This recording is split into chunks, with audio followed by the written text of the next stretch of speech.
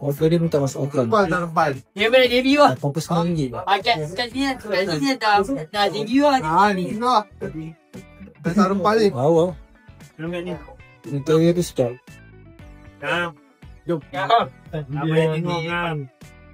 Mungkin super. You ambil tak bos? Tapi dah kalau ni jual gelap. Memang ada. RM5 je. Kat sini Kalau apa beza dia dengan edition yang satu tu pakai monomesh macam ni 3.0 turbo. Memang breathable. Mana lagi pun Sedap. Kalau tak apa dia masuk tangan kat dalam ni pun dia nampak jari tu baru. Dia boleh rasa more lightweight than the original version. Dan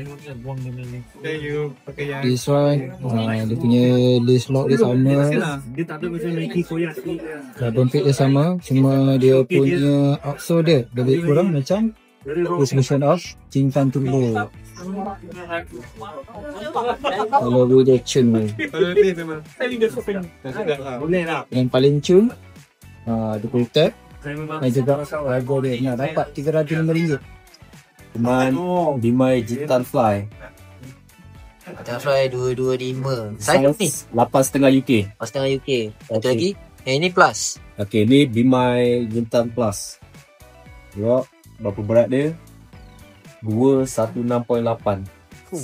Saiz sama kan?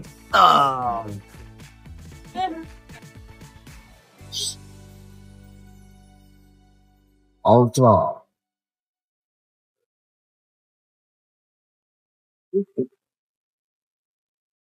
Stack height dia pun lagi tinggi. Tu outsole dia.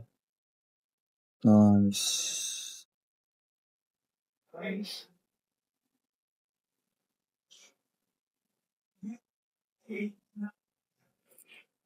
Apa dia best dekat ankle dia.